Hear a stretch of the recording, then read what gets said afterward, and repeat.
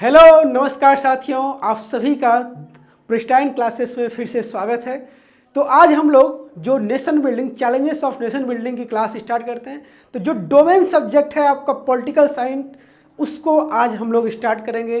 तो अगर आप लोग भी तैयारी कर रहे हैं NCET ITP 2026 के लिए, तो ये क्लास आपके लिए बहुत इंपॉर्टेंट होने वाला है, क्योंकि यहाँ पे हम लोग पहला जो आपका चैप्टर है चैलेंजेस ऑफ नेशन बिल्डिंग, इसको देखेंगे, जहाँ के आपको डिटेल में हर वो चीज़ बताएंगे जो कि आपके एग्जाम में डायरेक्ट यहाँ से प्रश्न पूछे जाएंगे। और इससे पहले हर बार, पिछले बार में भी बहुत सारे प्रश्न पूछे गए हैं ऑलरेडी। ठीक है, तो चलिए क्लासेस स्टार्ट करते हैं। आज की क्लासेस का जो मेन थीम रहेगा उसको समझ लेते हैं कि भाई देखिए, आपकी सिलेबस में जो टॉपिक है पहले वन पार्ट है, ठीक है, वन पार्टी डोमिनेंस है। लेकिन जो आपको एक्रोलॉजी में अगर देखना है तो सबसे पहले कौन सा टॉपिक देखना है, चैलेंजेस ऑफ नेशन बिल्डिंग। क्योंकि हमें ये समझना पड़ेगा पहले कि क्या एक राष्ट्र, जब एक नया राष्ट्र का निर्माण हुआ तो उस टाइम पे कौन कौन से चैलेंजेस थे, और उस चैलेंजेस को किस तरीके से भारत सरकार ने, इंडिया के गवर्नमेंट ने, साथ में उस टाइम के जो लीडर्स थे उन्होंने किस तरीके से उसको डील किया। तो इन सारी चीज़ों को समझेंगे। जैसे कि आप समझिए कि एक घर अगर बनाना होता है तो किस तरीके से एकदम छोटे छोटे ईंट लगाया जाता है, उससे पहले उसका नींव डाला जाता है। तो उसी प्रकार से एक राष्ट्र का निर्माण भी होता है, और आसान था नहीं। आप समझिए भारत जैसे देश के इतना डाइवर्सिटी है, जहाँ की बहुत सारे लैंग्वेज बोले जाते हैं, जितना कि पूरा यूरोप में नहीं मिला के बोला जाता है, उससे ज़्यादा लैंग्वेज यहाँ पे बोला जाता है। तो इतना डाइवर्स लैंग्वेज में, जहाँ पे हो, जहाँ की लगभग बहुत डाइवर्स कल्चर हो, सारे रिलीजन के लोग हो, इन सबको किस तरीके से यूनिफाइड किया जाए, ये एक अपने आप में बड़ा चैलेंज था। तो हम लोग एक एक करके सारे चैलेंजेस को देखेंगे। आप सभी को क्लासेस से जुड़ के रहना है, और अगर आप फर्स्ट टाइम जुड़े हैं तो चैनल को लाइक कर देना है, सब्सक्राइब कर देना है, और इसी तरीके से पूरा क्लासेस को देखने के लिए जुड़े रहना है। तो हमारे पास अगर आप क्लासेस से जुड़ना चाहते हैं तो यूट्यूब के थ्रू तो जुड़ ही सकते हैं, प्रिस्टाइन क्लासेस का जो यूट्यूब चैनल है। साथ में इंस्टाग्राम के साथ भी जुड़ सकते हैं, जहाँ पे आपको इन्फॉर्मेटिव वीडियोज़ भी मिलते रहेगा। और ऑफिशियल ऐप जो है प्ले स्टोर पर आपको मिल जाएगा प्रिस्टाइन क्लासेस के नाम पर, और टेलीग्राम पे प्रिस्टाइन क्लासेस ग्रुप मिल जाएगा, जहाँ के आपको कंटेंट भी मिल जाता है। हेल्पलाइन नंबर है, अगर आपको कोर्स से रिलेटेड कोई जानकारी चाहिए, अगर आपको एकदम ITP शिक्षक बनना है, ITP BA B.Ed करना है, अच्छे से करना है, दम से करना है, तो आपको कोर्स में जुड़ के एकदम बेहतरीन तैयारी करनी चाहिए। ठीक है, तो स्टार्ट करते हैं क्लास, ज़्यादा टाइम नहीं लगा के। ठीक है, आप लोगों को बेसिक बातें बता दी भाई, किस तरीके से आप जुड़ सकते हैं, उसके जुड़ने के क्या प्रोसीजर्स हैं। तो चैलेंजेस ऑफ नेशन बिल्डिंग पे आते हैं कि भाई क्या चैलेंजेस हैं। ठीक है, पेन का कलर चेंज कर लिया है, थोड़ा सा वाइट में आप लोगों को अच्छा लगेगा। तो सबसे पहले आज का जो टॉपिक होगा उसमें हम लोग क्या क्या देखने वाले हैं उसको देख लेते हैं। सबसे पहले बैकग्राउंड देखेंगे कि क्या उस टाइम का कंडीशन था, क्या परिस्थितियां रही थी उस टाइम पे। दूसरा देखेंगे भाई नेहरू जी का अप्रोच क्या था इस चीज़ों को लेके, चैलेंजेस जो नेशन बिल्डिंग को लेके नेहरू जी के क्या अप्रोच था, नेहरू जी किस तरीके से सोचते थे।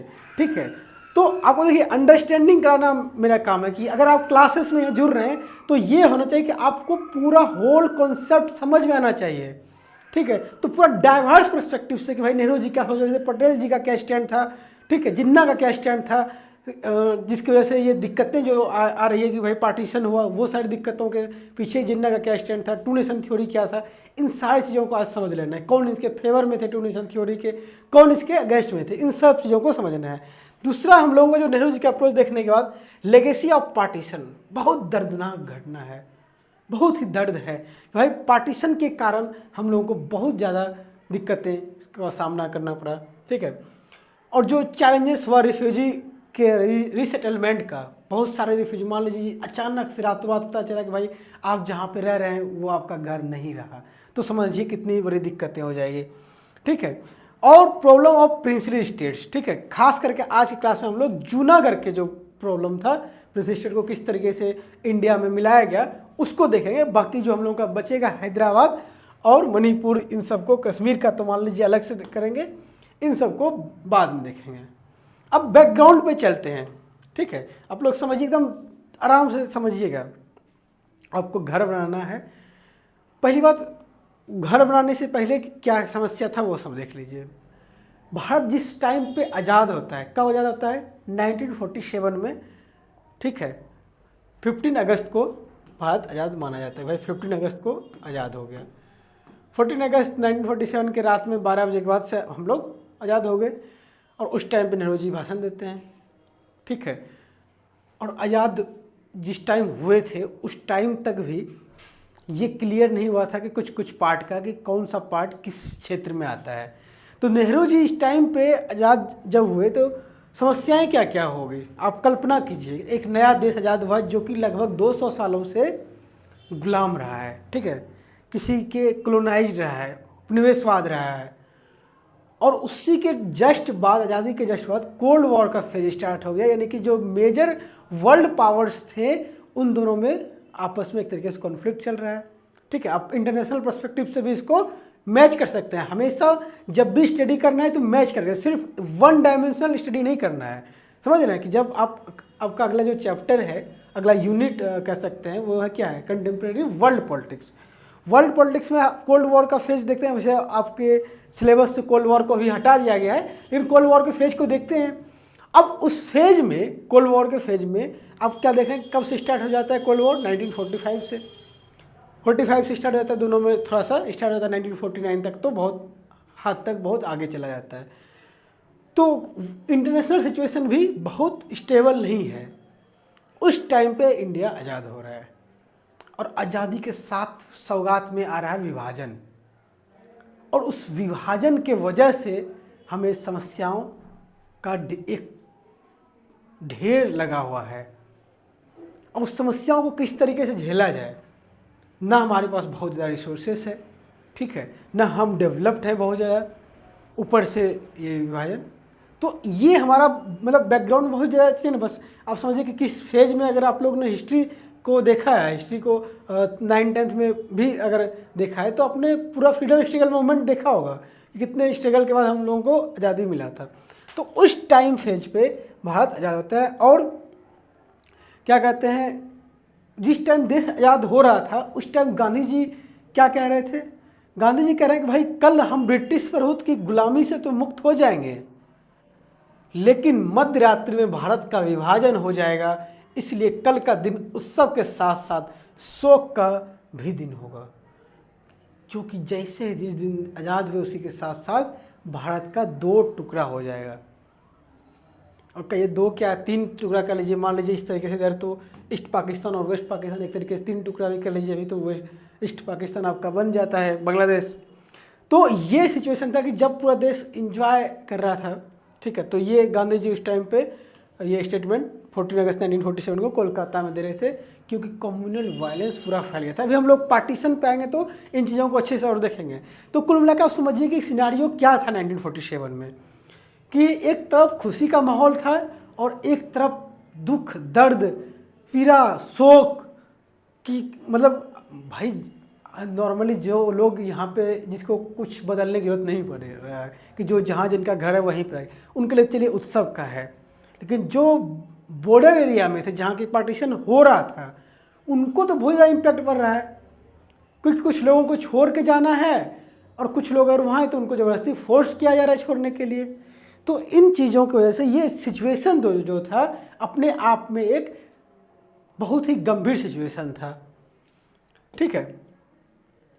तो ये सिचुएशन आप लोग बैकग्राउंड समझिए भाई क्या समस्याएं थी, किस तरीके से, किस टाइम फेज में, किस परिस्थितियों से हम लोग, किस परिस्थिति में हम लोग के देशों को एक आज़ादी मिला, ठीक है, ये समझ गए।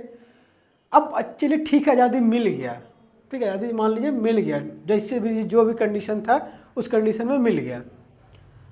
अब भारत के पास 3 समस्या था। कितने समस्याएं थे? 3 समस्या था। अब उस तीनों समस्याओं को एक एक करके समझते हैं। एक तो मान लीजिए कोई भी आपके पास, मान लीजिए पहले ज़मीन ही नहीं था एक, ठीक है, बहुत दिक्कत में आप लड़ झगड़ के, बहुत विवाद के बाद कुछ 2-4 कट्ठा जो है, मतलब कुछ ज़मीन ले लिए, समझ रहे हैं, 2-4 कट्ठे ज़मीन ले लिए। तो दूसरा सवाल क्या होगा? सबसे ज़मीन तो आ गया, मान लीजिए समस्या आपका ख़त्म हो गया। तो अब आपके पास जो पहला चैलेंजेस होगा वो क्या होगा कि आप उस पर किस तरीके से फॉर्मेशन करें, ठीक है। तो फॉर्मेशन ऑफ नेशन, ये हमारा पहला चैलेंज था। आप जैसे घर कैसे बनाएं, ठीक है, घर किस तरीके से बनाया जाए। अब घर बनाने के लिए तो बहुत ज़्यादा चीज़ें लगेगा भाई, ईंट लगेगा, सीमेंट लगेगा, सैंड लगेगा, ठीक है, वाटर लगेगा, सब कुछ लगेगा। तो फॉर्मेशन ऑफ नेशन ये हमारा फर्स्ट चैलेंज है। देश के पास भी ये चैलेंज था। फॉर्मेशन ऑफ नेशन का मतलब एक तरीके से आप कह सकते हैं यूनिफिकेशन ऑफ नेशन भी, समझ रहे हैं, यूनिफिकेशन ऑफ नेशन भी कह सकते हैं। यूनिफिकेशन का नेशन मतलब क्या है कि भारत अपने आप में बहुत ही ज़्यादा डाइवर्स कंट्री था। यहाँ जितने अलग अलग क्या कहते हैं स्टेट था, ठीक है, उन सबको मिलाना था, ठीक है। अब यहाँ पे एक और प्रॉब्लम समझ सकते हैं फॉर्मेशन ऑफ नेशन में, ठीक है। एक तो पार्टीशन का प्रॉब्लम हो जाएगा इसी में, ठीक है, पार्टीशन का प्रॉब्लम था फॉर्मेशन के नेशन में, ठीक है। दूसरा प्रॉब्लम क्या था, प्रिंसली स्टेट का प्रॉब्लम था, ठीक है। अब देखिए ये इसी प्रॉब्लम के अंदर का प्रॉब्लम है कि प्रिंसली स्टेट को किस तरीके से मिलाया जाए। ये एक प्रॉब्लम है फॉर्मेशन ऑफ नेशन, जिसका कि हम लोगों का 3 चैप्टर है। स्टार्टिंग के एनसीईआरटी का अगर देखेंगे तो यह जो यूनिट है आपका उसमें 3 चैप्टर है। पहला चैप्टर जो है उसमें हम लोग फर्स्ट वाले प्रॉब्लम को ही देखेंगे, फर्स्ट वाले प्रॉब्लम के सारे पार्ट को देखेंगे, ठीक है। एक तो देखेंगे भाई कि किस तरीके से यूनिफिकेशन किया जाए, ठीक है, ये हुआ आपका एक यूनिफिकेशन का फर्स्ट पार्ट। दूसरा प्रिंसली स्टेट को कैसे डील किया जाए। फिर तीसरा आएगा, अगर इनको भी डील कर लेंगे तो फिर आएगा हमारा जो रीऑर्गेनाइजेशन ऑफ स्टेट, ठीक है, रीऑर्गेनाइजेशन ऑफ स्टेट, यानी कि जो राज्यों का पुनर्गठन कैसे किया जाएगा। भाई हर राज्य ये डिमांड कर रहे हैं कि हमें जो है अपने भाषा के आधार पे, अपने रीजन के हिसाब से, अपने धर्म के आधार पे, मतलब अलग अलग तरीके से उनको एक अलग अलग राज्य चाहिए। भाई अब सबको कैसे राज्य बनाया जाए, ये एक समस्या है।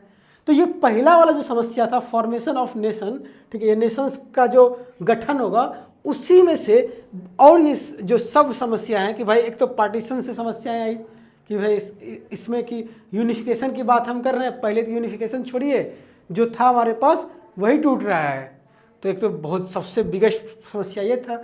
दूसरा बिगेस्ट समस्या था भाई प्रिंसली स्टेट का। आप लोग अभी समझ पा रहे हो कि अभी के वर्तमान समय में भी इसका वजह से प्रिंसली स्टेट की समस्याएं पूर्ण रूप से समाधान नहीं हो पाए। भाई कश्मीर का जो इशू है वो प्रिंसली स्टेट का ही तो इशू है, ठीक है।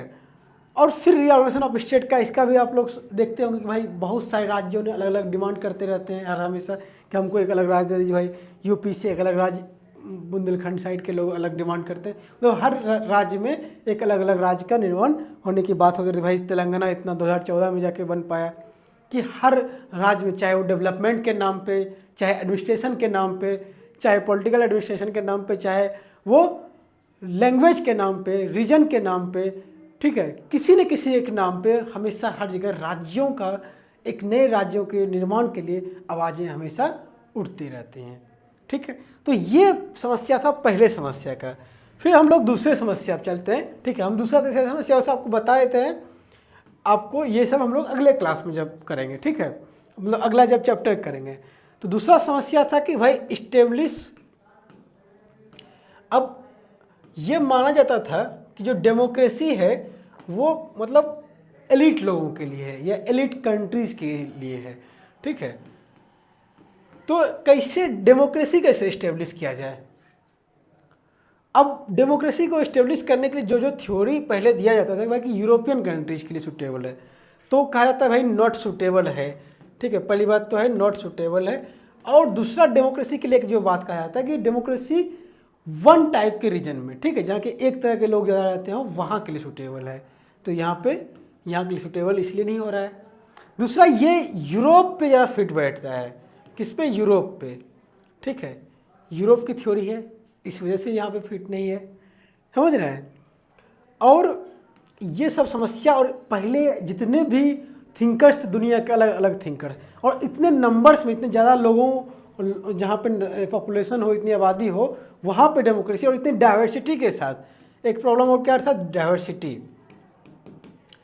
भाई डेमोक्रेसी में तो जनरली एक तरह के लोग रहेंगे तो वो एक तरीके से अपने हिसाब से किसी को चुन सकते हैं। यहाँ पे तो इतना रिलीजन के नाम पे डाइवर्सिटी है, रेस के नाम पे, कास्ट के नाम पे, ठीक है, रीजन के नाम पे, लैंग्वेज के नाम पे, तो बहुत टाइप का डाइवर्सिटी एग्जिस्ट कर रहा है यहाँ पे।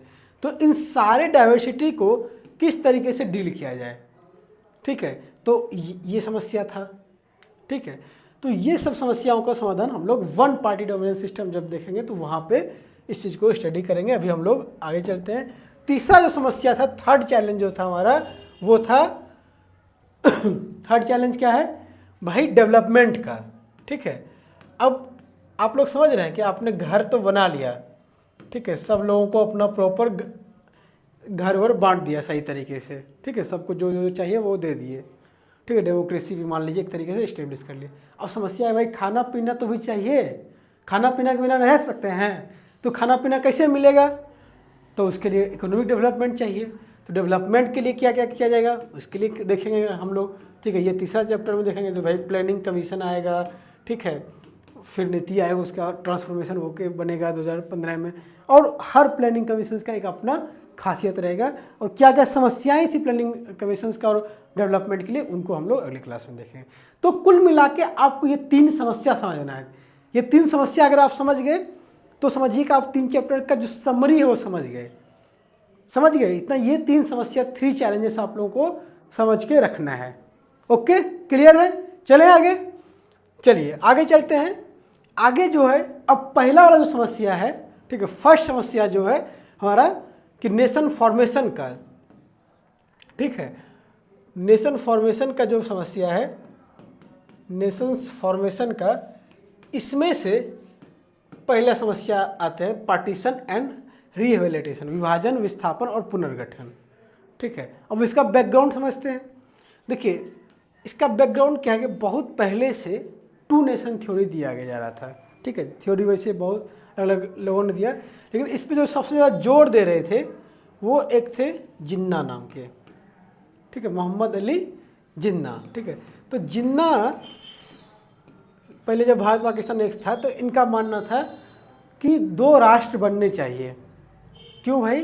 क्योंकि वो कहते थे कि इंडिया में 2 राष्ट्र की कल्पना, मतलब 2 तरह के लोग रहते हैं, एक हिंदू और एक मुस्लिम, ठीक है। इस तरीके से दोनों को अलग अलग एक राष्ट्र चाहिए, क्योंकि अगर मुस्लिम इस हिंदू बहुल राष्ट्र में रहेगा तो उनके राइट्स का हनन होगा, ठीक है। ये इनका जिन्ना जी का क्या था, आर्गूमेंट था, ठीक है। अच्छा है बुरा है वो आप डिसाइड कीजिएगा, ठीक है। इनका ही आर्गूमेंट था कि भाई हमें तो एक राष्ट्र चाहिए। बहुत सारे लीडर्स जैसे गांधी जी, नेहरू जी, और मुस्लिम लीडर में भी मोहम्मद क्या कहते हैं, मौलाना अबुल कलाम आज़ाद, ठीक है, और खान अब्दुल गफ्फर खान, इन सब ने इस चीज़ का विरोध किया। लेकिन ये अडिग रहे, ठीक है, ये अडिग रहे कि भाई हमें तो 2 राष्ट्र का चाहिए।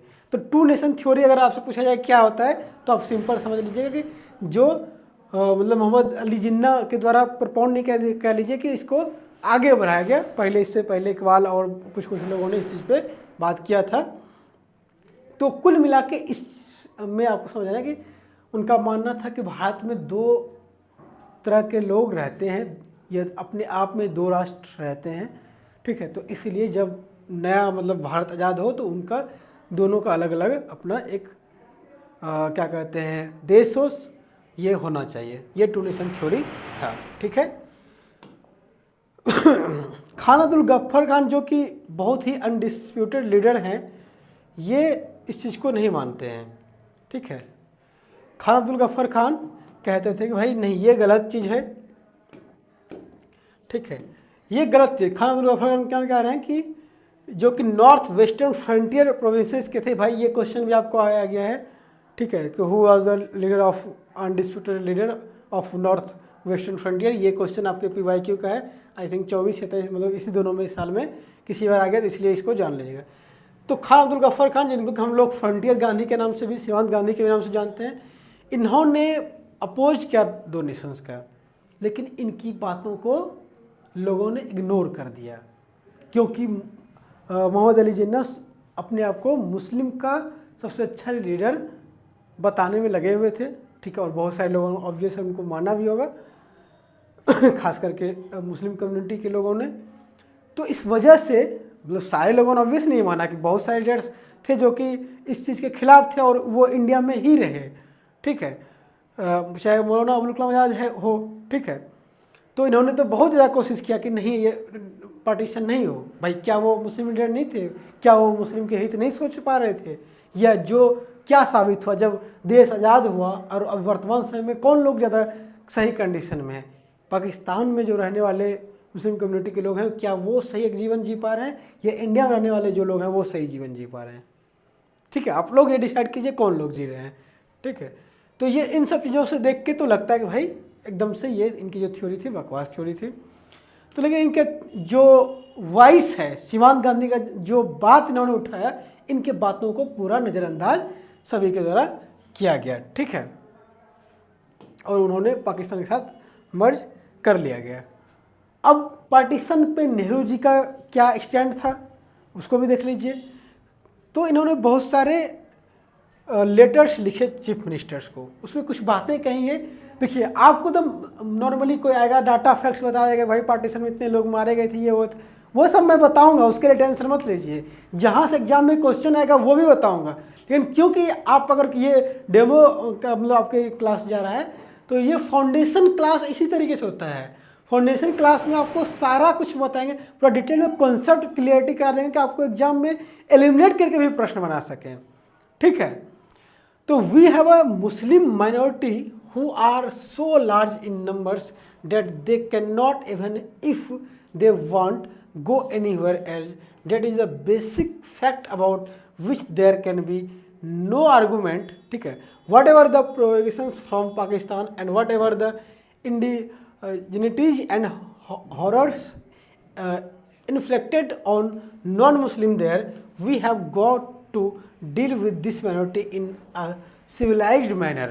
We must give them security and the rights of citizens in a democratic states. ठीक है, if we fail to do so, we shall have a festering sore which will eventually poison the whole body of politics and probably destroy. क्या कहना चाह रहे हैं नेहरू जी?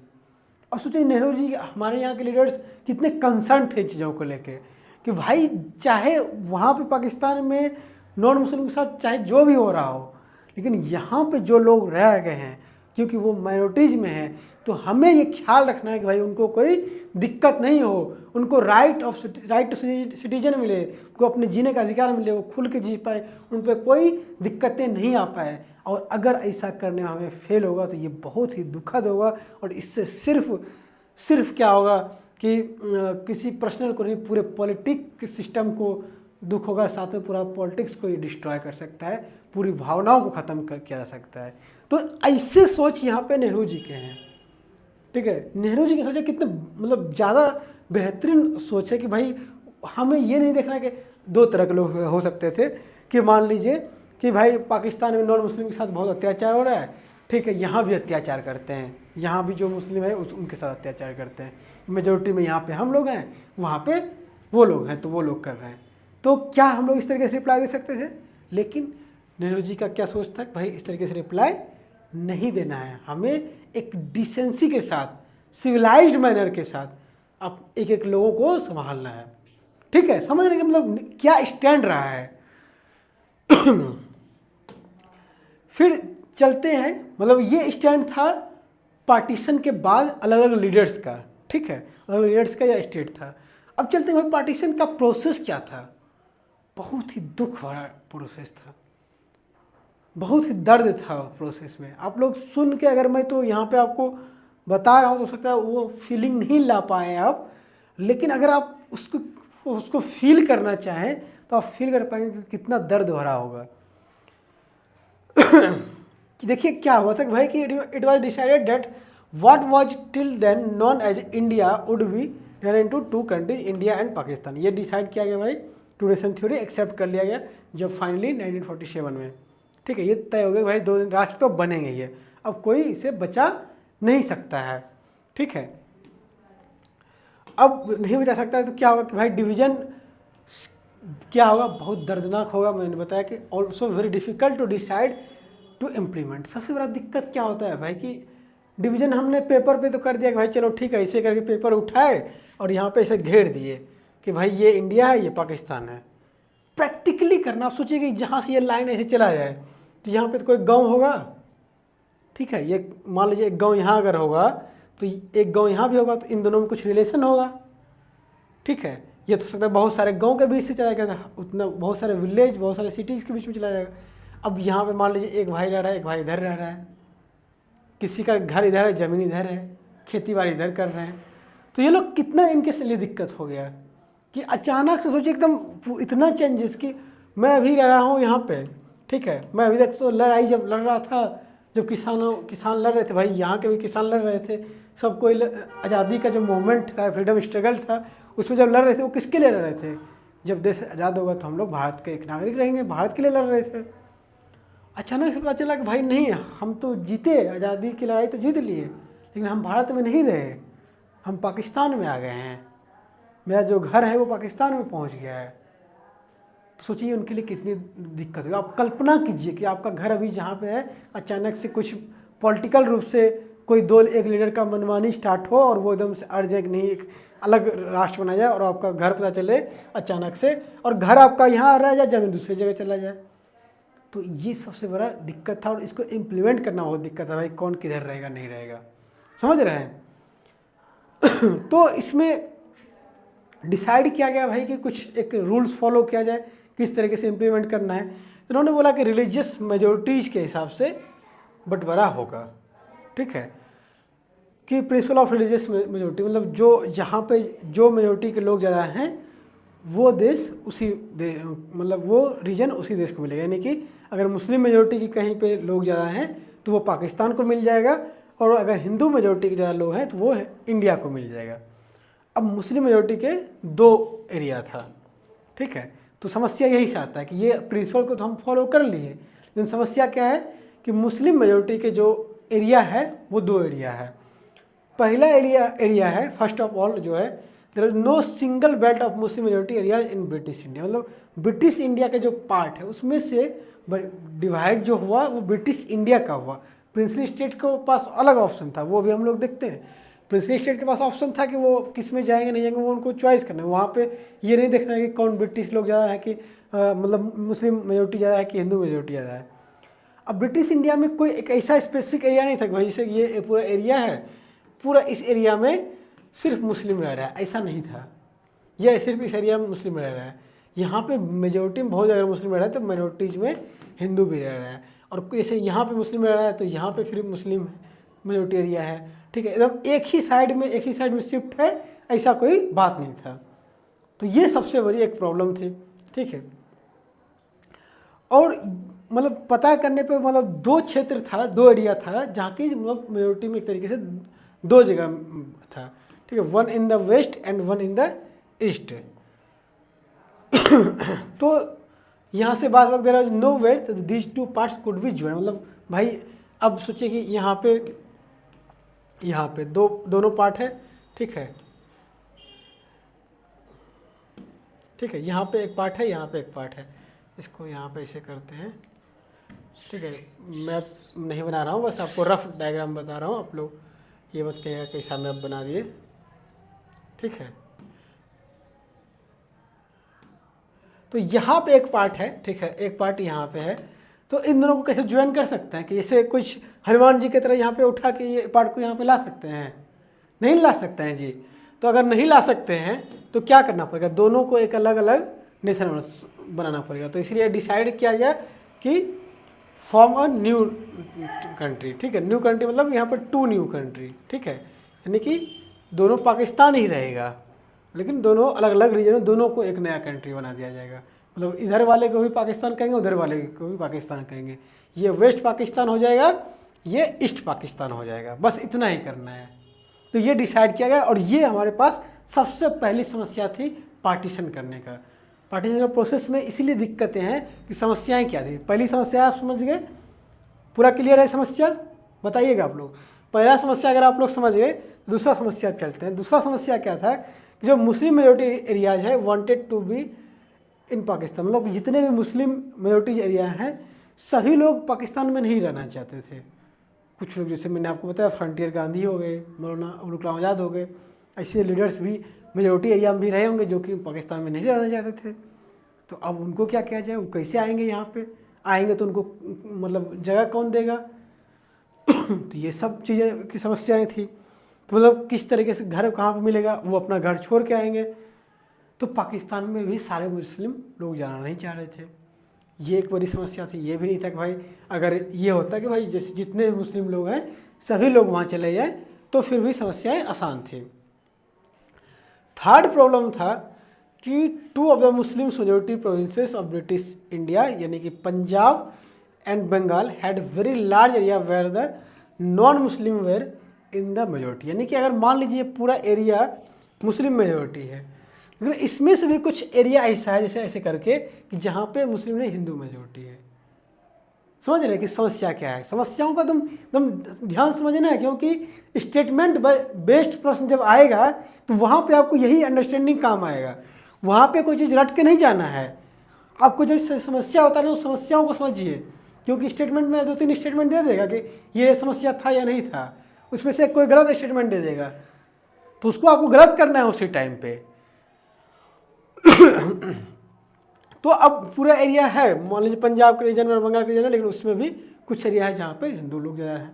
एक ये सबसे बड़ी समस्या है, ठीक है। और ये सारी समस्याओं को किस तरीके से डील किया है, तो यहाँ पे डिसाइडेड हुआ कि ये 2 जो प्रोविंसेस हैं would be bifurcated according to the religious majority at the district और एवन लोअर लेवल। यानी कि एकदम से गाँव के लेवल पे भी मान लीजिए इस तरीके से, मान लीजिए इस पूरे एरिया में है, यहाँ पे है, ये पूरा मुस्लिम मेजोरिटी एरिया है, ये है, तो ऐसे ऐसे करके बंटवारा करेंगे, ऐसे ऐसे करके, ऐसे ऐसे करके, ठीक है। देखे है ना आप मैप इंडिया में, तो कहीं बांग्लादेश के साइड भी देखेंगे तो कैसे करके, ऐसे ऐसे करके, ऊपर पे भी उधर देखेंगे तो ऐसे ऐसे करके, पंजाब के साइड में तो एकदम से जो जो एरिया इधर उधर हो रहा है उसको एकदम विलेज के लेवल पे तय करेंगे। और ये सब तय 1947 तक नहीं हो पाया था। जिस दिन हम लोग आज़ादी का जश्न मना रहे थे उस दिन तक ये पूरा तय, ये सारी बातें नहीं हो पाया था। इस चीज़ को हमेशा ध्यान रखिएगा। तो अब क्या होगा, ये तय तो नहीं हो पाया, पार्टीशन हो चुका है, ऑफिशियल उस डॉक्यूमेंट में लिखा जा चुका है कि पार्टीशन होगा। तो अब हमारे सामने क्या समस्याएं रही अब, और उन समस्याओं को किस तरीके से हम लोगों ने डील किया, ठीक है। तो सबसे पहले इसका कॉन्सिक्वेंसेस देखते हैं, क्या कॉन्सिक्वेंसेस है पार्टीशन का। जैसे कि मैंने स्टार्टिंग में बताया कि बहुत दर्द भरा, दुख भरा समस्या था। 1947 जो ईयर था ये largest, most abrupt, unplanned and tragic transfer of population that human history has known. यानी कि मानव इतिहास में ऐसा माइग्रेशन या ऐसा रिफ्यूजी क्राइसिस नहीं देखने को मिला था कि इतना लार्ज नंबर में पीपल को, और जिसके लिए लोग तैयार नहीं थे, कोई प्लानिंग नहीं की गई थी इसके लिए, और लोगों का माइग्रेट होना तय था। ये 1947 में एक हिस्टोरिकल इवेंट्स है और एक बिगेस्ट हिस्टोरिकल इवेंट्स है कि मानव इतिहास का, कि ये इस तरह की चीज़ों को मानव ने कभी नहीं देखा था, ठीक है। यहाँ पे जब आ जाता है कि मतलब तय हो जाता है कि होना है और 1947 तक क्लियर नहीं हो पाता है, तो ये लगभग लीडर्स को समझ में आ चुका था कि भाई समस्या तो होने वाला है। लोगों ने दंगे स्टार्ट कर दिए, पूरा कम्युनल वायलेंस, कम्युनल राइट्स होने लगा। लोग धर्म के नाम पे एक दूसरे को मार रहे थे, काट रहे थे और भगा रहे थे, ठीक है। There were killing and atrocities on the both sides of the border. यानी कि इधर से भी हो रहा था, इधर से ट्रेन में भर भर के, उधर से ट्रेन में भर के आदमी को मार के काट के भेज रहे हैं, इधर से मार के काट के भेज रहे हैं। ट्रेन को रोका जा रहा है। अभी हम लोग कुछ कहानी का भी जिक्र करेंगे जहाँ की इन सब चीज़ों का जिक्र किया गया था। इस दर्द का जिक्र बहुत सारी कविताओं में, कहानियों में, फिल्मों के द्वारा किया गया है, जो कि आपके एग्जाम के लिए इम्पोर्टेंट है, क्योंकि एग्जाम में आपके प्रश्न यहाँ से बनते हैं, किसी लिटरेचर से, जो कि एनसीईआरटी में मेंशन होता है, एक्चुअली वहीं से बनता है। किसी लिटरेचर से पूछ लिए, किसी फिल्म के नाम से पूछ लेते हैं तो क्वेश्चंस वहाँ से बनते हैं। मैं आप लोगों को वो भी बताऊँगा, ठीक है। फैक्ट के लिए टेंशन नहीं लेना है आपको, सब कुछ आपको यहीं पर मिलेगा, ठीक है। तो बहुत सारे किलिंग और एट्रोसिटीज हो रहे थे दोनों साइड्स के बॉर्डर पे। अब दोनों साइड के बॉर्डर पे अगर हो रहा है मैं, ठीक है, किल किया जा रहा है, देखिए खास करके अगर लाहौर, अमृतसर एंड कोलकाता, ये जो है एक मेजर रीजन बन गया था जहाँ के दंगे बहुत भयंकर लेवल पे चल रहे थे। ये मेन एरिया था। दिल्ली के आसपास के भी कुछ एरिया में ये हो रहा था, लेकिन ये मेन एरिया था। यहाँ पे कम्युनल जोन बना हुआ था। कम्युनल जोन का मतलब यहाँ पे बहुत ज़्यादा कम्युनल वायलेंस हो रहा था। ठीक है, फिर देखिए माइनॉरिटीज जो भी जिस साइड में थे बॉर्डर के, flood their home and often secure temporary shelters in refugee campus. और इस रिफ्यूजी कैंपस में मतलब जो भी मान लीजिए इंडिया के उधर से अगर कोई माइनॉरिटी जाएगी, ठीक है, या वहीं पे माइनॉरिटी जैसे कि मान लीजिए जो नॉन मुस्लिम्स थे पाकिस्तान में, उनको अपने क्या था सीमा के दौरान अल्पसंख्यक अपने घर छोड़ दिए थे, भगा दिया गया था। छोड़ क्या भगा दिया था, चाहे इधर का हो चाहे उधर का हो, दोनों साइड। कोई इसमें ये नहीं कि इधर से नहीं किया, इधर से भी हुआ था उधर से थोड़ा ज़्यादा होता होगा, लेकिन इधर से भी हुआ था। ठीक है, और इधर के लोग जब भाग गए अब रिफ्यूजी कैंप में चले गए हैं। अब सोचिए, कल्पना कीजिए तो क्या मतलब सोच के कितना बुरा लगता है कि आपने लड़ाई लड़ी, आप सब लोग देश में बहुत सारे लोग जश्न मना रहे हैं आज़ादी का, और किसी का घर ही ख़त्म हो गया। अब देश को बचाने के चक्कर में घर ही चला गया। अब वो तो आज़ाद नहीं हो पाए ना, वो रिफ्यूजी कैंप में जाकर रह रहे हैं। और कई बार रिफ्यूजी कैंप में सप्ताह 2 सप्ताह नहीं, महीनों सालों तक वहीं पर रहना पड़ रहा है, क्योंकि उनको वापस अपना घर मिल ही नहीं पा रहा है। तो इस लेवल की समस्याएं थी। ठीक है, जैसे कि यहाँ पे लिखा गया कि जनरली वो अनहेल्पफुल अपने आप को फाइंड करते थे। कोई उनको हेल्प करने वाले नहीं, कोई लोकल एडमिनिस्ट्रेशन उनका हेल्प नहीं कर रहा है, पुलिस भी नहीं कर रहा है। ठीक है, तो उन्हें अक्सर स्थानीय प्रशासन और पुलिस बेकार मिले, जो हाल तक उनका अपना देश था, जहाँ उनके मतलब खास करके जो माइनॉरिटीज़ में रह जाते थे उनको वहाँ की पुलिस भी सपोर्ट नहीं करती थी। आप लोग एक बार देखे होंगे, क्या कहते हैं, गदर मूवी था ना इंडिया, मतलब सनी देओल का, तो उसका जो पहला वाला गदर मूवी देखे होंगे, फर्स्ट वाला, इधर वाला नहीं, उसमें देखिएगा अमरीश पुरी अचानक से, बहुत राजा टाइप का आदमी थे, लेकिन अचानक से उनको घर से भागना पड़ रहा है। ठीक है, अचानक से वो मतलब हिंदुस्तान को वो चाह नहीं रहे, लेकिन उनको जाना पड़ रहा है। पुलिस खुद उनको कह रही है कि जल्दी से यहाँ से निकलिए, क्योंकि पुलिस आपको हम प्रोटेक्ट नहीं कर पाएंगे। यानी कि जो उनका देश था, अब अचानक उनको पूरा घर द्वार सब कुछ छोड़ के जाना पड़ रहा है। मतलब कहने का सेंस है कि देखिए उनको उसी तरीके से बहुत सारे लोगों को उधर से भी आना पड़ रहा है। ये तो मैं एक इवेंट्स के बारे में बता रहा हूँ, तो समझिए कि इस तरह घटनाएं वहाँ पे हो रही थी, उस टाइम पे हो रही थी। अब इस घटना को बहुत सारे राइटर्स ने, पोइट ने, फिल्म मेकर ने अपने अपने तरीक़ों से बताया और जताया है। तो मैं कुछ आप लोगों को वो सारी चीज़ों को बता देता हूँ, जिसे आप लोग देख लीजिए। ठीक है, चाहे राइटर्स, पोइट्स, फिल्म मेकर, ठीक है, इंडिया और पाकिस्तान के express the ruthlessness of the killing and the suffering of the displacement and violence in their novels, short stories, poems and films. ठीक है, इन सारी घटनाओं को इन लोगों ने दिखाया। कौन कौन से लोगों ने, एक नाम याद रखिएगा, एक पोइट है अमृता प्रीतम। ठीक है, इन्होंने एक कविता लिखा, today I call Waris Shah, translation है। ठीक है, पंजाबी पोएम था, आज अखां वारिस शाहनून। ठीक है, ये नाम बस मैं बता रहा हूँ कि इसमें वो किस तरीके से बताते गए कि अगर हम उसको आज वारिस शाह को उस टाइम फेज को याद करते हैं कि अगर वो होता तो शायद उस टाइम पे क्या कहते हैं, सबको मिलजुल पूरा मतलब हिंदुस्तान के एक होने की कल्पना था। दूसरा हमारा जो, बस इसमें आप लोग को नाम याद रख लीजिए। ठीक है, नाम अगर आप याद रख लेंगे उनका बुक का नाम, तो यहाँ से आपके प्रश्न बन जाएंगे। ठीक है, दूसरा है फैज अहमद फैज। ठीक है, डाउन ऑफ फ्रीडम, स्वतंत्रता की सुबह। ठीक है, ये भी उर्दू पोएम है, सुबह ए आज़ादी। ठीक है, इसमें वो नक्श ए फरियद, दस्त सवा एंड जिंदनामा, ये सारे भी इनके फैज अहमद फैज का बुक है। इसको आप लोग नोट डाउन कर लेंगे। ओके एक है हॉस्पिटल रेट, सादत हसन महतो का। ठीक है, इंग्लिश ट्रांसलेशन है उर्दू शॉर्ट स्टोरी का। इसमें आप लोगों का स्टोरी पता है कि क्या है, आप लोगों को एनसीईआरटी में देखेंगे साइड में चार्ट में टेबल में मतलब ऐसे करके स्टोरी बनाया हुआ है। उसमें मतलब बताया जाता है कि किस तरीके से खातिरदारी की जाती है। ठीक है, अतिथि में विलम्ब। तो एक ट्रेन आ रहा है उधर से, उसको रोका जाता है, और रोकने के बाद कहा जाता है कि भाइयों एवं बहनों, हमें आने में विलम्ब हुई, इसके लिए मैं माफ़ी चाहता हूँ। ठीक है, फिर जो लोग मतलब जो जिस जिस धर्म के लोग रोकते हैं उनके धर्म के जो लोग रहते हैं उनको हलवा पानी पूरी ये सब खिलाया जाता है, ठीक है, स्वागत में। और बाकी जो दूसरे धर्म के लोग रहते हैं उनको काट दिया जाता है, मार दिया जाता है। तो इस तरह का शॉर्ट स्टोरीज उस टाइम के कहानी को, दर्द को अच्छे तरीके से बयां करती है। तो आपको अगर पार्टीशन को समझना है तो इन कहानी और कविता को भी थोड़ा सा देखना होगा भाई किस तरीके से वो अपने दर्द को बता रहे हैं, ठीक है। एक मूवी भी आया है तो इसका नाम बस याद रखिए, गर्म हवा करके है। ये भी पार्टीशन पे बेस है, क्योंकि ये एनसीईआरटी में मेंशन है। तो आप लोग मूवी का नाम और डायरेक्टर का नाम जरूर याद रखिएगा, ठीक है। और एक्टर का देख लीजिएगा, लेकिन मेन जो है मूवी का नाम और MS सत्यू, ठीक है, इनका नाम याद रखिएगा। चलिए तो आगे देखते हैं कि जो डिवीजन था, विभाजन था, तो विभाजन किस प्रकार का था, किस तरीके से विभाजन किया गया था। आप मान लीजिए जैसे कि घर में विभाजन होता है 2 भाइयों, तो उसी तरीके का लगभग विभाजन यहाँ भी हुआ था।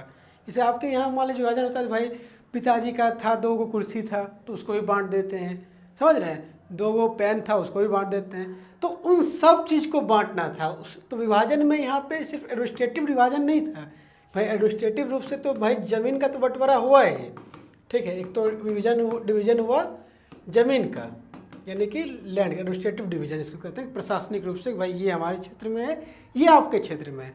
दूसरा जो है, जो वस्तु था, कम्युनिटीज़ था, गुड्स था, ठीक है, उन सब चीज़ों का भी डिवीजन होता है। चाहे वो चेयर हो, ठीक है, चाहे चेयर हो, कार हो, ठीक है, सैनिक हो, ठीक है, मिलिट्री हो, इन सब का भी डिवीजन होता है। मतलब इस तरीके से डिवीजन का रूप मतलब एकदम बेसिक से बेसिक चीज़ों का डिवीजन। भाई अगर RBI के पास इतना पैसा है तो उसके पैसे का भी डिवीजन होगा। सब कुछ को एक एक करके हर एक चीज़ को बांटा जा रहा था, ठीक है। यहाँ तक मैं जैसे आपको बताया कोई चेयर तक को, चेयर भी बांटा गया भाई। अगर इतना चेयर है भी ब्रिटिश इंडिया के टाइम में, अगर ब्रिटिश गवर्नमेंट के पास था तो उसमें से इतना चेयर इसको मिलेगा, इतना चेयर इसको मिलेगा। ऑब्वियस है कि इंडिया के पास नंबर्स ऑफ पॉपुलेशन ज़्यादा था तो इनको परसेंटेज में ज़्यादा मिलेगा, ये नहीं होगा कि आधा आधा बिल्कुल मिलेगा, ठीक है। तो डिवीजन के प्रकार, जो विभाजन का प्रकार था वो इस प्रकार का था, क्योंकि कभी हो सकता है आपके एग्जाम में किस प्रकार से स्टेटमेंट बेस्ड प्रश्न पूछ दे कि भाई जो विभाजन का प्रकार था वो किस प्रकार का था, उसमें क्या क्या चीज़ों को बांटा गया था।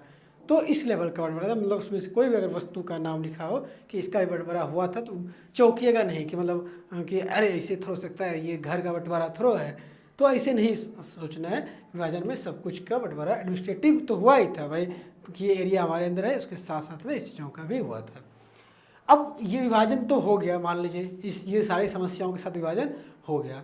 अब विभाजन का परिणाम क्या हुआ, विभाजन से क्या त्रासदी झेलनी पड़ी देश को, उसको समझने का प्रयास करते हैं। विभाजन का जो परिणाम रहा कि कहते हैं कि लगभग 80 लाख पीपल, समझ लीजिए 80 लाख पीपल, वो भी उस टाइम पे, अभी 130 करोड़ पॉपुलेशन है, उस टाइम 30 करोड़ के आसपास था, को माइग्रेट करना पड़ा अक्रॉस द न्यू बॉर्डर, यानी कि इंडिया के लोग पाकिस्तान से कुछ लोगों को इधर।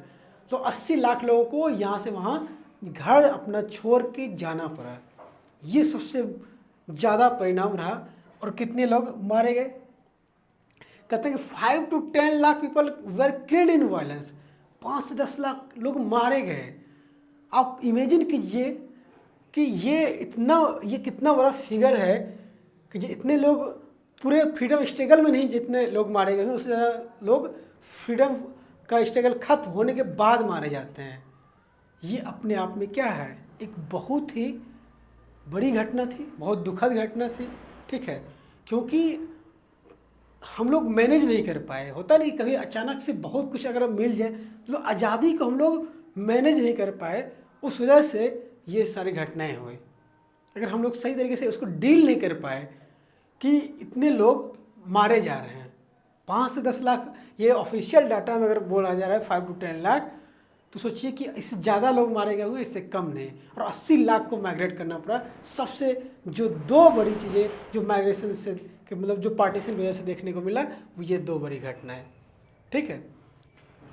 मुस्लिम पॉपुलेशन जो इंडिया में था उस टाइम पे 10 to 12% था टोटल पॉपुलेशन का 1951 में, ठीक है।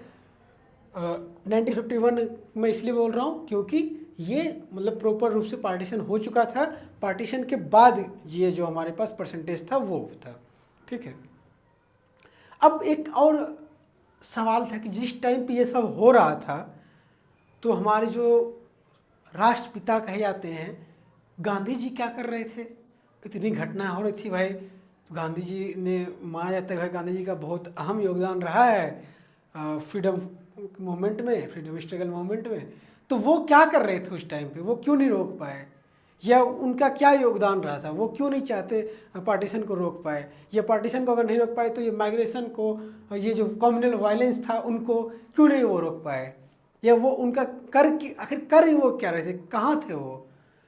तो गांधी जी का भी अपना सेक्रीफाइस है कि जब 1947 में 15 अगस्त को पूरा देश, ठीक है, पूरा देश तो कह लीजिए पूरा देश ने आज़ादी कैसे मनाया, रात भर आज़ादी मनाया, सुबह से फिर कम्युनल वायलेंस बहुत सारे एरिया में स्टार्ट हो गया। तो जब पूरा देश आज़ादी मना रहा था, खुशी से जश्न से नाच रहा था, ढोल नगाड़े बज रहे थे, डांस कर रहे थे, उस टाइम पे गांधी जी क्या कर रहे थे? वो गांधी जी अपना ये देखिए नोखाली में जो बांग्लादेश में भी है, उस टाइम बंगाल का रीजन था, वहाँ पे लोगों को समझा रहे थे, बुझा रहे थे। और वहाँ पे जब तक गांधी जी रहे थे तब तक सबसे अच्छी बात है वहाँ पे कोई भी कम्युनल वायलेंस नहीं होने दिए थे। गांधी जी का यही सेक्रीफाइस था। लेकिन गांधी जी सब जगह तो कर नहीं सकते थे, कुछ ही जगह करेंगे, ठीक है, तो वो यहाँ पे वो कर रहे थे। तो गांधी जी ने कोई भी इंडिपेंडेंस डे का सेलिब्रेशन नहीं किया, कोई खुशी नहीं, क्योंकि उनको लग रहा था कि क्या कैसे इंडिपेंडेंस डे, मैंने स्टार्टिंग में उनका स्टेटमेंट बताया कि भाई कल तो आज़ाद हो जाएंगे, खुशी का दिन है, बहुत अच्छी बात है, लेकिन उसके साथ दुख का भी दिन है, क्योंकि कल हम लोग का देश भी दो टुकड़ों में बढ़ जाएगा। और ये गांधी जी के लिए खुशी ज़्यादा दुख का विषय था कि ये देश का जो दो टुकड़ा हो रहा है, ठीक है। तो इसलिए वो कोलकाता में हिंदू मुस्लिम राइट्स को रोकने में लगे हुए थे उस टाइम पे, ठीक है। वो प्रेयर करते थे, मीटिंग करते थे, फास्ट फॉर पीस, यानी कि भूख हड़ताल करते थे, भाई शांति बनाए रखो नहीं तो हम भूख हड़ताल पे रहेंगे, ठीक है, इसके लिए। और फास्ट मतलब बहुत वजह से होता है ना, फास्टिंग करते थे कि शांति के लिए, वो सब कुछ कुल मिला के शांति बनाए रखे, इसके लिए वो करते थे, ठीक है। हिंसा तो वहाँ पे कुछ समय के लिए कम हुई थी, लेकिन जल्द ही फिर शुरू हो गई जबकि गांधी जी दिल्ली आ गए। दिल्ली, क्योंकि गांधी जी को फिर दिल्ली बुला लिया गया कि भाई दिल्ली साइड में बहुत ज़्यादा वायलेंस हो रहा है, आप यहाँ आ जाइए, वहाँ वायलेंस रुक गया है। और जैसे गांधी जी दिल्ली चले गए तो फिर इधर वायलेंस होना स्टार्ट हो गया। अब एक आदमी जाए तो कहाँ कहाँ जाए, जहाँ जाए वहीं पर, जहाँ जाए वहाँ तो मान लीजिए रुकेगा, लेकिन दूसरी जगह वायलेंस होने लगता है, ठीक है। 1948 में जैसे वो दिल्ली में टेंशन ज़्यादा हो गया, ठीक है, और मुसलमानों की सुरक्षा और पाकिस्तान को उचित बकाया के लिए संघर्ष किया। मतलब गांधी जी ने कि जो मुस्लिम लोग इंडिया में आ रहे हैं उनको प्रॉपर सेफ्टी मिले, ठीक है, सिक्योरिटी मिले, इसके लिए उन्होंने बहुत ज़्यादा संघर्ष किया। और जो मैंने बताया कि जो डिवीज़न हुआ था, डिवीज़न का टाइप हर चीज़ को बकाया, तो जो आरबीआई का अमाउंट था जो बचा हुआ था उनको वो दे, इस चीज़ का भी वो, इसके लिए उन्होंने स्ट्रगल किया कि भाई उनको ये फास्ट पे भी बैठे कि भाई कि उनको दे दो, नहीं तो फिर दिक्कत होगा। फास्ट पे वो इसके लिए भी बैठे थे कि हमारा जो देश है इसका पार्टीशन नहीं होना चाहिए, हम पार्टीशन नहीं होने देंगे, इसके लिए फास्ट पे बैठे थे। लेकिन भाई वो जिन्ना वहाँ पे आ रहे थे उन्होंने कहा कि हम मानेंगे ही नहीं। तो उन्होंने जब नहीं माना तो फिर लास्ट में उनको फास्ट को तोड़ना पड़ा। मौलाना अबुल कलाम आज़ाद सब गए, उन्होंने समझाया कि बापू ऐसा है कि देखिए आपके जान चला जाएगा लेकिन जिन्ना मानेगा नहीं, ठीक है, तो अब तो पार्टीशन तो हो के ही रहेगा, ठीक है, डिवीज़न तो हो के ही रहेगा, तो अब उसको छोड़िए, अब दूसरी बातों पे कीजिए। तो फिर वो उस चीज़ पे आ गए, ठीक है। तो उन्होंने फिर फाइनल फास्ट स्टार्ट किया जिससे कि दिल्ली में थोड़ा सा माहौल स्टार्ट हुआ। अब कुछ एक्सट्रीमिस्ट वेर जो लोग कि गुस्से में आ गए कि भाई क्यों ये मुस्लिम का सपोर्ट कर रहे हैं, क्यों ये पाकिस्तान के सपोर्ट के लिए लड़ रहे हैं, क्यों उनके अमाउंट देने के लिए कर रहे हैं। तो कुछ लोग इस बात पर गांधी जी से नाराज़ हो गए। और जब गांधी जी से नाराज़ हो गए तो उन्होंने 30 जनवरी 1948 को, ठीक है, गांधी जी जब एक प्रेयर करके निकल रहे थे तो उनका असैसिनेशन हो जाता है, जो कि नाथूराम गॉडसे के द्वारा मार दिया जाता है। तो गांधी जी की ये घटना आप लोगों को जानना जरूरी है, क्योंकि एग्जाम में आपको यहाँ से प्रश्न बन सकते हैं गांधी जी की मृत्यु कब हुई और 1947 में गांधी जी कहाँ थे, इससे प्रश्न बन सकते हैं। इस सेक्शंस में दो चीज़ें आपको याद रखना है, ठीक है। चलें अगले पार्ट पे। अब देखिए अगला पार्ट जो है, अब चलते हैं भाई ये पहला वाला प्रॉब्लम, फर्स्ट प्रॉब्लम का जो हमारा था कि फॉर्मेशन ऑफ नेशन, उसके बाद जो है जो उस पहले वाले में पहला प्रॉब्लम क्या था, ठीक है, फर्स्ट वन के ए में क्या प्रॉब्लम था कि पार्टीशन, ठीक है, पार्टीशन का प्रॉब्लम हम लोग समझ गए, क्या क्या समस्याएं थी, क्या क्या दिक्कतें हुई, उससे क्या हम लोगों को रिजल्ट सीखने को मिला, सीखने को क्या मिलेगा, मतलब बहुत दिक्कत की समस्याएं थी। अब अगला समस्या था प्रिंसली स्टेट का समस्या। किसका समस्या था? प्रिंसली स्टेट का समस्या। प्रिंसली स्टेट का समस्या होने का मतलब क्या है कि जब भारत आज़ाद हुआ था तो उस टाइम पे 3 तरह के देश थे, देख लीजिए यहाँ पे, ठीक है। इंडिया ये पूरा है, ये पाकिस्तान का एरिया है मान लीजिए। पार्टीशन से देखिए यहाँ पे सबसे ज़्यादा कॉन्फ्लिक्ट कहाँ पे हुआ उसको भी देख लीजिए, ठीक है, ये सब कॉन्फ्लिक्ट का एरिया है, ठीक है। ये सब जो लाल लाल बना हुआ है ये कम्युनल का है। ये पार्टीशन का लाइन यहाँ पे भी देख सकते हैं, यहाँ पे भी माइग्रेशन सबसे ज़्यादा यहाँ पे इस तरीके से इधर माइग्रेशन हो रहा था,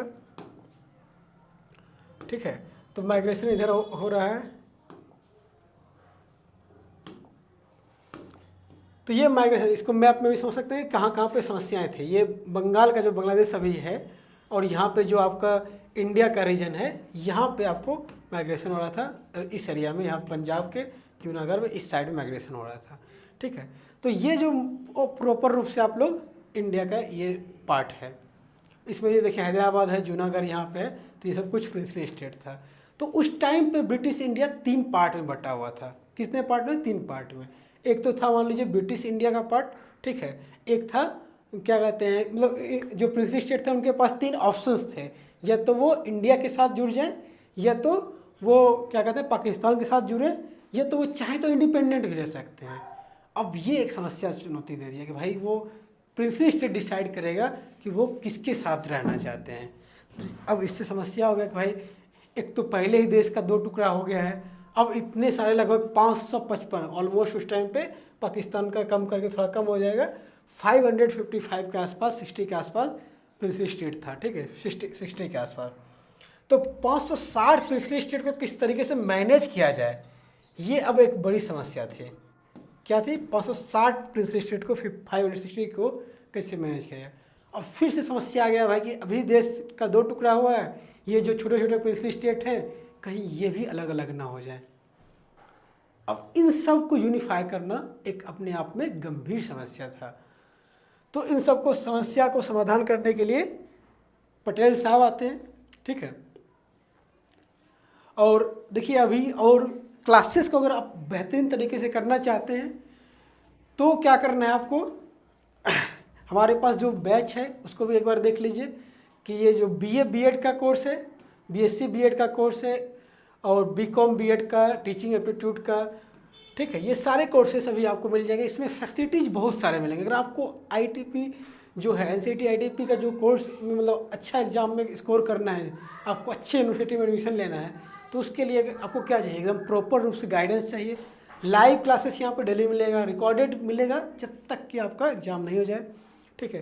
क्लास नोट्स मिलेगा, doubt session, test series, proper guidance के साथ, पूरा जिम्मेदारी एक ही जगह, ऑल इन वन पैकेज है। एक बार अगर आप कोर्स ले लिए तो फिर आप यूनिवर्सिटी में जाने तक का सफ़र तय रहेगा, ठीक है। तो इसका प्राइस भी अभी डाउन मतलब ऑफर प्राइस में चल रहा है कि ओनली 2450 में आपको मिल जाएगा, नहीं तो फिर नॉर्मल प्राइस 3500 हो जाएगा, जो कि फिर आपको ज़्यादा पड़ जाएगा। तो इसलिए समय के साथ आप कोर्स में जल्दी से एनरोल हो जाएं और अपनी तैयारी को बेहतरीन तरीके से कर सकते हैं। जिस तरीके से हम लोगों के देश का विकास बेहतरीन तरीके से धीरे धीरे समय के साथ हुआ, उसी तरीके से आप अपने कोर्स का भी इसके साथ अपने करियर का भी विकास कर सकते हैं, ठीक है। तो अभी हम लोग चलते हैं कि देश में दूसरी समस्या पे चलता है, जो हम लोग प्रिंसली स्टेट की समस्या थी। तो उसमें जैसे मैं बोला कि भाई ब्रिटिश इंडिया का डिवाइड हुआ था, British India provinces and princely state, 2 part इसका है, ठीक है। एक तो ब्रिटिश इंडिया के पास था, एक प्रोविंशियल स्टेट का था। जो ब्रिटिश प्रोविंसेस था वो डायरेक्टली रूल्ड होता था ब्रिटिश गवर्नमेंट से, यानी जो ब्रिटिश के एरिया, मतलब कुछ एरिया था जो डायरेक्टली ब्रिटिश गवर्नमेंट रूल करती थी, और कुछ जो प्रिंसली स्टेट्स होता था उसका अपना रूलर होता था। बट उन्होंने एक्सेप्ट किया था सुपरमेसी, यानी कि उन्होंने माना था कि भाई हम मतलब नॉर्मल जो लोकल रूल्स होते थे वो सब तो वो करते थे, लेकिन वो अपना टैक्स देते थे, ठीक है, ब्रिटिश गवर्नमेंट को, और मानते थे भाई कोई दिक्कत होगा तो वो सुप्रीम वही रहेंगे, समझ लीजिए। जैसे यहाँ पे राज्य है तो, लेकिन राज्य के ऊपर भी तो यूनियन है, ठीक है, एक तरीके से वैसे फेडरलिज्म में इक्वल बनाया जाता है, लेकिन वहाँ पे सुपरमेसी था कि जो प्रॉपर पावर है वो ब्रिटिश गवर्नमेंट के पास है, लेकिन लोकल एडमिनिस्ट्रेशन राजा करते थे, ठीक है। और इंडिया में प्रिंसली स्टेट कितने थे, cover by 1/3 of land and 1/4 of the population, ठीक है। लैंड का 1/3 हिस्सा जो था वो प्रिंसली स्टेट का था, और 1/4 पॉपुलेशन जो था वो इस एरिया में रहता था, यानी कि अच्छा खासा पॉपुलेशन 25%, और समझ लीजिए 33% लैंड इनके पास था। लैंड भले 33% दिख रहा हो, लेकिन क्या था कि बहुत ज़्यादा नंबर्स में ये थे कि मान लीजिए एक एक डिस्ट्रिक्ट के लेवल पे बहुत सारे प्रिंसली स्टेट बहुत छोटे हुआ करते थे, मान लीजिए एक एक डिस्ट्रिक्ट के लेवल के, समझ रहे। जूनागढ़ सब भी जो था कितना, जूनागढ़ गुजरात की स्टेट का एक छोटा अभी डिस्ट्रिक्ट है, तो वैसे करके बहुत सारे प्रिंसली स्टेट थे। अब इन सब के पास क्या क्या ऑप्शन था, यही तुरंत आपको बताए कि प्रिंसली स्टेट के पास क्या प्रॉब्लम था, कि ब्रिटिश पार्लियामेंट्री जैसे एंड होता है और 565 प्रिंसली स्टेट्स लीगली इंडिपेंडेंट हो जाते हैं। अब उनके पास कोई ये लीगली बाउंडेशन नहीं है कि वो इंडिया के साथ ही जुड़े या पाकिस्तान के साथ ही जुड़े, ऐसा कोई लीगली बाउंडेशन उनका ख़त्म हो जाता है, क्योंकि जो उन्होंने पारामाउंटेसी को एक्सेप्ट किया था वो ख़त्म हो गया। जैसे ये 1947 में भारत को आज़ाद किया तो वो भी आज़ाद हुए साथ में, ठीक है। जैसे ब्रिटिश पार्ट जो था, जो डायरेक्टली रूल होता था इंडिया के, तो उसके साथ साथ में प्रिंसली स्टेट भी आज़ाद हो गया। अब वो उनके पास पूरी माउंटबेटन प्लान के हिसाब से वो था, आज़ादी था कि वो either join Pakistan, remain independent और इंडिया, ठीक है। तो ये रूलर्स पे डिसीजन दे दिएगा। और सबसे बड़ी दिक्कत थी कि डिसीजंस लेने का जो अधिकार था प्रिंसली स्टेट में रूलर्स पे था, ना कि पीपल पे, वहाँ के लोगों पे नहीं था, वहाँ के रूलर्स पे था। अब एक रूलर्स, अब कोई रूलर्स चाहेगा कि किसी देश में अगर मिल जाएंगे तो वहाँ पे उनका अपना अस्तित्व तो खत्म हो जाएगा। मान लीजिए छोटे से डिस्ट्रिक्ट है, वहाँ पे राजा बन के रहना सभी लोग चाहते हैं, ठीक है। अब राजा को किस तरीके से मिलाना है, ये तो बहुत बड़ी बात थी। तो सबसे जो पहले प्रॉब्लम स्टार्ट हुआ वो त्रिवेंकोर एंड हैदराबाद ने अपने आप को इंडिपेंडेंट घोषित कर दिया कि भाई मैं तो आज़ाद ही रहूँगा। सबसे स्टार्टिंग का इनिशियल प्रॉब्लम स्टार्ट होता है। फिर नवाब जो भोपाल के थे उन्होंने कॉन्स्टिट्यूंट असेंबली में ज्वाइन होने से मना कर दिया। जैसे कॉन्स्टिट्यूंट असेंबली में भी कुछ सीटें प्रिंसली स्टेट को दिया गया था, तो उन्होंने वहाँ जुड़ने से मना कर दिया, यानी कि कुल मिला के वो भी इंडिया में जुड़ने के कोई फेवर में नहीं थे।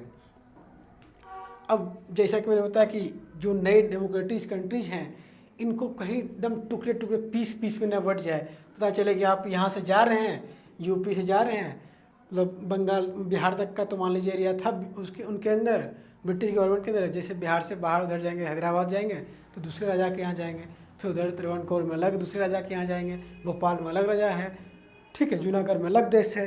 तो मतलब इतने सारे देश बनने की पॉसिबिलिटीज है, ऑलमोस्ट 500 देश बनने की पॉसिबिलिटीज से अभी जो वर्तमान में एक इंडिया है। तो अब इस पर गवर्नमेंट क्या करती है, ठीक है, गवर्नमेंट का क्या रिस्पॉन्स रहता है, किस तरीके से वो इंटीग्रेट करते हैं, किस तरीके से यूनिफाइड करते हैं।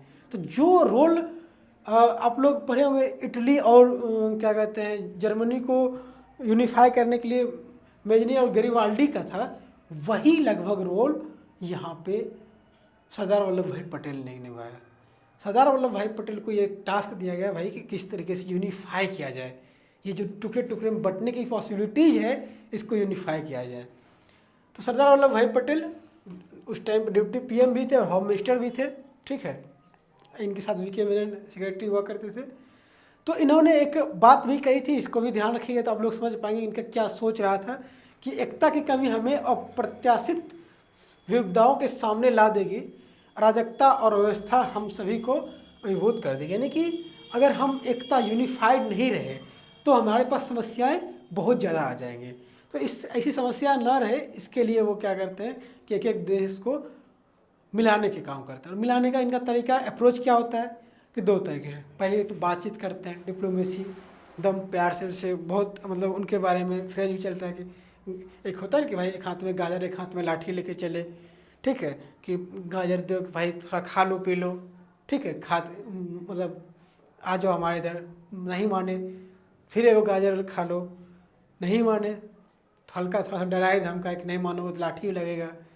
तो किसी को डिप्लोमेसी से, बातों से, थोड़ा सा थ्रेड से तो सब कुछ मिला के मतलब मेनली जो इनका तरीका होता है डिप्लोमेसी से और नेगोशिएशन से, मतलब बातचीत से एकदम, अरे कोई दिक्कत नहीं है, अरे आपका जा क्या रहा है, आप राजा ही रहेंगे, ये सब वैसे भ्रम देने के लिए बातें थी।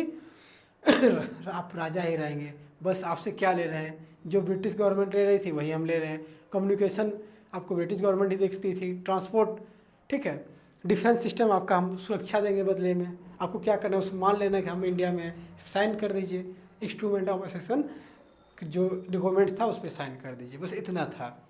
इस तरीके से वो मनवा लेते थे सबको, और लोगों का सपोर्ट था।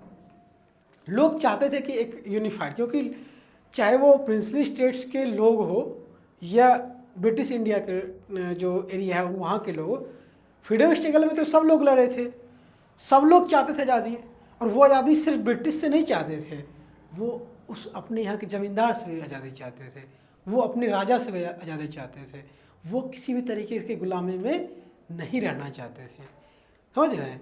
तो ये एक बात थी। फ्लेक्सिबिलिटी इन ऑटोनॉमी, स्वायत्ता में लचीलापन, मतलब वही जो मैं बताया कि उनको फ्लेक्स ऑटोनॉमी मतलब बहुत सारे ऑटोनॉमी आपको दे देंगे, आप अपने यहाँ रूल्स बनाइएगा, पुलिस रखिएगा, घोड़ा रखिएगा, महल रखिएगा, टैक्स लीजिएगा, बस थोड़ा बहुत टैक्स हमको भी दे दीजिएगा, ठीक है। बहुत सारी फ्लेक्सिबिलिटी उन्होंने दे के बहुत सारे लोगों को मिला लिया, ठीक है। नेशनल यूनिटी की बात करने के बाद भाई यूनिफिकेशन बहुत ज़रूरी है, यूनिफाइड नहीं रहेंगे तो फिर आपको कोई दूसरा कब्जा कर लेगा, मतलब साम दाम दंड भेद जो भी हो सकता है सभी तरीके से उन सबको अपने अंदर लाने का काम किया, और लगभग बहुत मेजोरिटी ऑफ जो प्रिंसली स्टेट से लगभग लोगों को सरदार वल्लभ भाई पटेल ने ले ही आया। समस्याएं कुछ जगह पे आई, ठीक है, उन समस्याओं वाले जगह को देख लेते हैं, ठीक है। एक थोड़ा सा एक चीज़ को समझ लें, 26 प्रिंसली स्टेट्स इन उड़ीसा और 130 इन सौराष्ट्र गुजरात, इन्होंने इंस्ट्रूमेंट ऑफ साइन पे जो है 15 अगस्त 1947 से, यानी कि ज़्यादातर जगह पे ज़्यादातर स्टेट ने, पिछली स्टेट ने साइन कर दिया था 15 अगस्त तक, लेकिन 15 अगस्त तक भी बहुत सारे लोग नहीं कर पाए किए थे। तो समस्या सबसे पहले जो देखने को मिला, जूनागढ़, हैदराबाद, कश्मीर एंड मणिपुर, 3 जगह पे हमें चार समस्याएं देखने को मिलेगा। हम लोग इस चैप्टर में जो डिस्कस करेंगे, आज के क्लास में जूनागढ़ का डिस्कस करेंगे, अगले वाले क्लास में हम लोग हैदराबाद का डिस्कस करेंगे, ठीक है, और मणिपुर का डिस्कस करेंगे। कश्मीर का हम लोग सेपरेट एक क्लास होता है आपका, उसमें कश्मीर का अलग से दिया हुआ है, तो वहाँ पे हम लोग करेंगे, ठीक है। तो जूनागढ़ का समस्या क्या था? जूनागढ़ का बहुत आसान समस्या था। समझिए कि जूनागढ़ के जो राजा थे वो मुस्लिम रूलर थे, वहाँ पे जो रहने वाले लोग थे वो हिंदू लोग थे ज़्यादातर, ठीक है। तो जूनागढ़ के राजा ने कहा कि भैया देखो ऐसा है कि हम पाकिस्तान में से जुड़ना चाहते हैं, ठीक है। अब देखिए मैप में आपको थोड़ा समझा देते हैं, ठीक है। राजा का नाम क्या है? मोहम्मद खान जी, ठीक है, 3rd। इन्होंने डिसाइड किया कि हम पाकिस्तान में रहेंगे। अब सोचिए यहाँ पे है पाकिस्तान, मैप में आपको दिखाते हैं, ये देखिए ये रहा मैप, ठीक है, ये रहा यहाँ पे है जूनागढ़, ठीक है, ये जूनागढ़ था, ठीक है, ये जूनागढ़ का एरिया है यहाँ पे, ठीक, ये जूनागढ़ है। अब यहाँ डायरेक्टली कनेक्ट हो नहीं रहा है पाकिस्तान से, ठीक है। अब ये चाह रहे हैं इससे मिलने के लिए, अब पाकिस्तान भी कह रहा है यस यस कम इन, ठीक है, ये भी इन्होंने साइन भी कर दिया, इंस्ट्रूमेंट ऑफ एक्सेशन पे साइन भी कर दिया। अब ये कह रहे हैं कि कोई दिक्कत नहीं है, जैसे ईस्ट पाकिस्तान है, इधर 2-3 जगह पाकिस्तान रहेगा, जो इंडिया के चारों कोनों में सोच रहे थे कि पाकिस्तान बना दे, तो इन्होंने साइन कर दिया और उन्होंने साइन, दोनों ने मान भी लिया, कोई दिक्कत नहीं था यहाँ पे। समस्या क्या है कि वहाँ के लोगों ने नहीं माना, ठीक है, वहाँ के लोग इस चीज़ के लिए तैयार ही नहीं थे, ठीक है। जो नवाब मोहम्मद खान जी थे, उन्होंने जैसे साइन किया तो मेजोरिटी ऑफ पॉपुलेशन जो हिंदू था उन्होंने क्या कहते हैं विरोध करना स्टार्ट कर दिया, ठीक है। तो मास प्रोटेस्ट हुआ, ठीक है, नवाब के डिसीजन के खिलाफ। माना जाता है कि थोड़ा सा प्रोटेस्ट को करवाने में पटेल जी का भी हाथ था, ठीक है। कुछ लोग, कुछ सोर्सेस बताते हैं कि हाँ वो भी मतलब थोड़ा सा एक साजिश के साथ प्रोटेस्ट कराया गया। तब एक होता है ना बैक से सपोर्ट, और जब प्रोटेस्ट हुआ तो इंडिया ने क्या रिस्पॉन्स किया? इंडिया ने नवंबर 1947 में एडमिनिस्ट्रेशन वहाँ पे ले लिया, क्योंकि जब प्रोटेस्ट हुआ तो ये जो वहाँ पे मोहम्मद खान थे ये सब भाग निकले, कोई वहाँ पे बचे नहीं, और जब भाग निकले तो इंडिया ने वहाँ पे एडमिनिस्ट्रेशन को अपने अंदर ले लिया। अब पाकिस्तान एकदम पूरा बेचैन हो चुका है, एकदम पूरा बेचैन हो चुका है कि अरे मैंने तो साइन कर लिया था फिर भी इंडिया ले लिया, ऐसे कैसे हो गया। जो कोई रूल्स मान ही नहीं रहा है। तो इन्होंने बोला कि नहीं नहीं रूल्स मानेंगे, ऐसा नहीं है कि रूल्स नहीं मानेंगे, रूल्स मानेंगे बाबू, तुम देखो अभी। तो जैसे इन्होंने लिया, सोचा कि अगर ऐसे लेंगे तो पाकिस्तान तो उछलते रहेगा। तो इंडिया ने कहा कि भाई हम लोगों से पूछते हैं, राजा से नहीं, लोग, डेमोक्रेसी अब चलेगा तो लोगों की बात पूछा है। Decision guided peoples will and national interest. और 1948 में वहाँ पे इंडिया ने खुद जनमत संग्रह करवाया, जिसको हम लोग इंग्लिश में कहते हैं प्लेबिसाइड। प्लेबिसाइड का मतलब क्या है कि लोगों से पूछा जाता है, बाबू बताओ आप किधर रहना चाहते हो, इंडिया में रहना चाहते हो या पाकिस्तान में। तो लोगों ने क्या कहा, एक साथ हिंदुस्तान में रहना चाहते हैं। और 99% लोग ने हिंदुस्तान का दिया, 1% जो होंगे वो राजा के ही कुछ करीबी लोग होंगे तो वही लोग दिए होंगे, ठीक है। 99% लोग ने एक साथ वोट दिया कि हमें इंडिया में ज्वाइन करना है, हमें नहीं जाना है उधर। बहुत अच्छा डिसीजन लिया था। अगर वो 99 की जगह दूसरा कुछ फिगर होता, समझिए कि अगर उसमें ज्वाइन कर लेते फिर समस्या थी उनके लिए। समस्या हमारे लिए थी कि उनके लिए थी, थोड़ा सा हमारे लिए भी था कि बीच में फालतू का रहते, ठीक है। और उनके लिए तो बहुत ज़्यादा समस्या था, जितना पाकिस्तान से हमें समस्या नहीं, उससे ज़्यादा समस्या पाकिस्तान को खुद से ही है, ठीक है। तो जूनागढ़ पीसफुल्ली, यहाँ पे कोई लड़ाई झगड़ा नहीं हुआ, आसानी से, प्यार मोहब्बत से, ठीक है, बातचीत से, बातचीत कह लीजिए, प्यार से ही हो गया, इंडिया का एक पार्ट बन गया और जूनागढ़ का प्रॉब्लम सॉल्व हो जाता है, ठीक है। अब जूनागढ़ का प्रॉब्लम सॉल्व हो जाता है तो अगला प्रॉब्लम क्या है, हैदराबाद का है, जिसे कि हम लोग कब देखेंगे, अगले क्लास में देखेंगे। आज की क्लास में इतना ही रहेगा।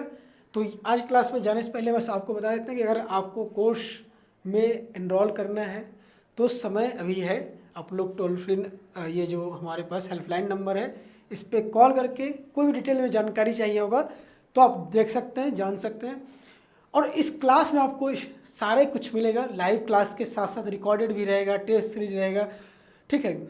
जो गाइडेंस होता है कि किस तरीके से आपको तैयारी करनी चाहिए, किस तरीके से PYQ सॉल्व करना है, एक एक चीज़ शुरू से लेकर अंत तक ऑल इन वन सब कुछ आपको एक जगह मिल जाएगा।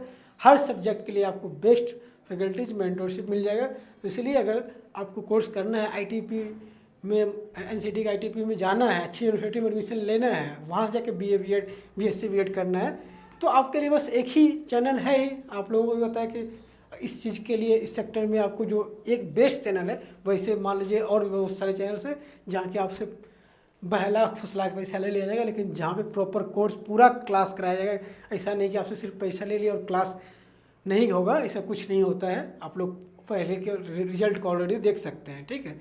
हर जगह के स्टूडेंट्स ऑलरेडी यहाँ पे जा चुके हैं, ठीक है। तो चाहे वो BA BEd हो, BSc BEd हो, BCom BEd हो, लैंग्वेज का हो, किसी का भी कोर्स हो, आप इसे तुरंत ले सकते हैं। और इसका भी ऑफर प्राइस भी चल रहा है 2450।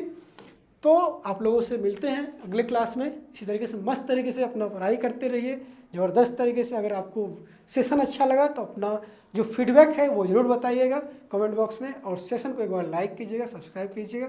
मिलते हैं अगले क्लास में, तब तक के लिए नमस्ते।